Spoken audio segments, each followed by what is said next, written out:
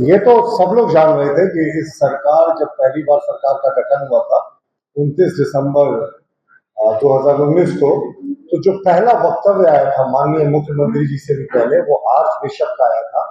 ये सरकार हमारे लिए क्रिसमस गिफ्ट है, और ये क्रिसमस गिफ्ट का जो रिटर्न गिफ्ट है, ये सरकार अभी तक लगातार दे रही है। आप देखिए, इस सरकार के संरक्षण में धर्मांतरण का खेल अभी भी लगातार जारी है। हम आपको दस्तावेजों से प्रूफ करेंगे कि किस तरीके से स्थानीय जो गैर क्रिश्चियन आदिवासी हैं, उनके विरोध के बावजूद भी, ग्राम सभा के विरोध के बावजूद भी, ये धर्मांतरण का खेल लगातार चल रहा है। और इसमें सरकार की संलिप्तता या संरक्षण है, इससे इनकार नहीं किया जा सकता। देखिए, ताजा मामला जो है, आपको जानकर आश्चर्य होगा कि राज्य सरकार का जो मुख्यालय है प्रोजेक्ट भवन और पुलिस मुख्यालय, उससे सिर्फ 5 किलोमीटर दूर एक गांव है चांद, हरदार पंचायत में आता है चांद। और आपको पता है, चांद गांव में लंबे समय से, वर्षों से चंगाई सभा का आयोजन हो रहा है, गैर कानूनी चंगाई सभा का। इन गैर कानूनी चंगाई सभाओं में लोगों को बुलाया जाता है और उनसे चमत्कार को बढ़ावा दिया जाता है और कहा जाता है सब प्रभु यीशु का जो है वो चमत्कार है। चंगाई सभा के जरिए किस तरीके से धर्मांतरण हुआ, ये बताने की आवश्यकता नहीं है। किस तरीके से ग्रामीण सुदूर आदिवासी इलाकों में जब लोगों को बुखार होता था, खास करके आदिवासी भाइयों और बहनों को, तो उनको क्रोसिन का पानी दिया जाता था, क्रोसिन मिलाया हुआ, और कहा जाता था ये प्रभु का पानी है, पी लीजिए, बुखार उतर जाता था। बेचारे सीधे साधे लोगों को लगता था सही में प्रभु का चमत्कार है। इसलिए महुआडार जैसे क्षेत्रों में बहुत बड़े पैमाने पर इसी तरीके का क्रोसिन मिला पानी पिला पिलाकर धर्मांतरण किया गया, चमत्कार के आड़ पे। महुआडार तो यहाँ से साहब 150 किलोमीटर दूर है, लेकिन राज्य सरकार का मुख्यालय प्रोजेक्ट भवन और स्टेट पुलिस के हेडक्वार्टर से सिर्फ 5 किलोमीटर की दूरी पर हरदाग पंचायत के चांद गांव में चंगाई सभा लगातार जारी है। और सरकार और पुलिस में शिकायत की वहां की ग्राम सभा ने, लेकिन कोई असर नहीं हुआ। वहां के जो आदिवासी थे उन्होंने बैठक की, और बैठक जो थी वो अध्यक्षता में हुई ग्राम प्रधान मनोज मुंडा जी के नेतृत्व में। इसके दस्तावेज तमाम यहाँ उपलब्ध हैं। ग्राम सभा ने रिजोल्यूशन लिया, इस रिजोल्यूशन की कॉपी को भेजा पुलिस को कि अविलंब इस चंगाई सभा को बंद कराइए, इस चंगाई सभा की आड़ में धर्मांतरण हो रहा है। मैं ये दस्तावेज आपके साथ शेयर कर दूंगा प्रेस कॉन्फ्रेंस के बाद। इसमें कम से कम 2 दर्जन 2.5 दर्जन आदिवासियों के हस्ताक्षर हैं जो चाहते हैं चंगाई सभा जो लगातार चल रहा है उसे बंद किया जाए। पुलिस को इसकी सूचना दी गई, लेकिन जो सरकार के संरक्षण में ही धर्मांतरण का खेल चल रहा है, कुछ नहीं हुआ आज तक। यहाँ जो गैर क्रिश्चियन आदिवासी हैं जिन्होंने अपना धर्म नहीं बदला है, आदि काल से अपने जो परंपरा है, अपने संस्कृति की रक्षा करते आए हैं, उनकी कोई सुनवाई नहीं हो रही है साहब। 26% आदिवासियों की जनसंख्या है, सिर्फ 4% है धर्मांतरित आदिवासी। 22% आज भी वो लोग हैं जिन्होंने अंग्रेजों मुगलों के दमन के बावजूद अपना धर्म नहीं बदला। इनकी सुनवाई करने वाला कोई नहीं है।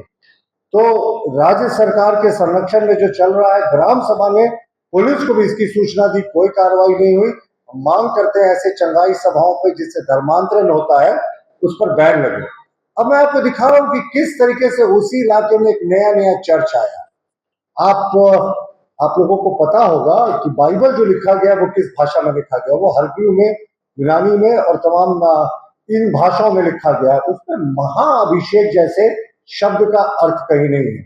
महाअभिषेक का सीधा तात्पर्य होता है पवित्र स्नान या राजा का अभिषेक, लेकिन महाअभिषेक पवित्र स्नान से होता है जो हम हिंदू अपने सनातनी अपने देवी देवताओं की मूर्तियों पर स्नान कराते हैं, जल से, पंचामृत से या फिर दूध से। इस चर्च ने अपने नाम के साथ महाभिषेक जोड़ दिया लोगों में कंफ्यूजन करने के लिए, और महाभिषेक चर्चिस का नाम हो गया। और मैं चर्च की तस्वीर भी दिखाऊंगा और दिखाऊंगा कि किस तरीके से प्रभु यीशु से मिलता जुलता गेटअप में एक व्यक्ति है जो नशा मुक्ति केंद्र के नाम पर क्या खेला करवा रहा है, इसकी बड़ी जांच की आवश्यकता है। यह तस्वीर को देखें, मैं आग्रह करूंगा कि तस्वीर को देखें। इस चर्च का नाम के साथ महाअभिषेक जुड़ा हुआ है। दूसरी तरफ की भी तस्वीर को देख लें, किस तरह की तस्वीर है। महाअभिषेक, आपको याद होगा ना, कुछ समय पहले तक माता मरियम यानी मदर मेरी को लाल पाड़ वाली साड़ी पहना दिया गया था, ताकि वहां के स्थानीय आदिवासी कंफ्यूज करें कि वो तो झारखंडी की। तो इस तरीके का कुचक्र करके लगातार जो है वो यहाँ पर धर्मांतरण का खेल चल रहा है। हम मांग करते हैं इस महाभिषेक जो चर्च के साथ जुड़ा हुआ है, ये एक नया उपजा हुआ चर्च है, इसके पास बेइंतहा फंडिंग हो रही है। राज्य सरकार इसकी फंडिंग की भी जांच करे।